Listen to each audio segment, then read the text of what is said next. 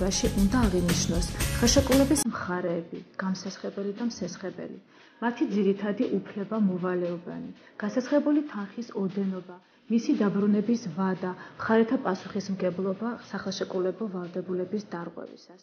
Სხესხის ხელშეკრულება შეიძლება იყოს სასყიდლიანი ან უსასყიდლო. თუ ხელშეკრულება სასყიდლიანია, მასში უნდა აღინიშნოს და განისაზღვროს პროცენტი, რომელიც უნდა გადაიხადოს მსესხებელმა სესხით სარგებლობისათვის, ასევე მისი გადახდის წესი და მისი გადახდის ვადა. ხელშეკრულება შეიძლება ასევე ითვალისწინებდეს პირგასამტეხლოსაც.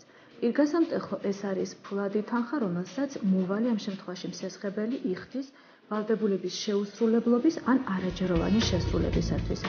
პირგასამტეხლოზე შეთანხმება შეიძლება მხოლოდ და მხოლოდ წერილობითი ფორმით.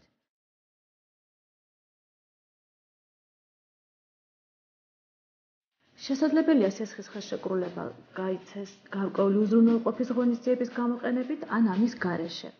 უზრუნველყოფის ღონისძიების გამოყენების დროს გამსესხებლის უფლებები უფრო დაცულია.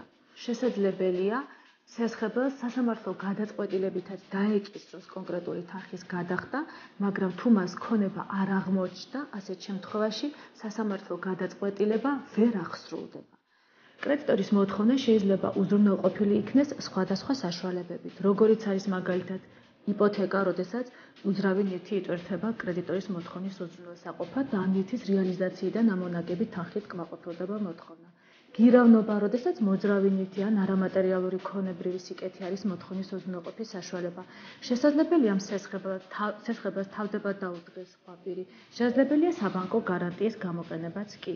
ჩვეულებრივ, სახელშეკრულებო ურთიერთობები დაფუძნებულია ნების ავტონომიაზე, ამდენად გამოიყენებენ თუ არა უზრუნველყოფის ღონისძიებას, მხოლოდ და მხოლოდ მხარეთა ნებაზეა დამოკიდებული. ნებისმიერი სამართლებრივი ურთიერთობა გარკვეულ რისკებთან არის დაკავშირებული. ამიტომ მხარეებმა ხელშეკრულების დადებამდე უნდა დაწონონ ეს რისკები და თავად განსაზღვრონ დადებენ თუ არ დადებენ ხელშეკრულებას და როგორ განსაზღვრავენ მის პირობებს. მხარეებმა ხელშეკრულების პირობები უნდა განსაზღვრონ თავიანთი ნების შესახებ.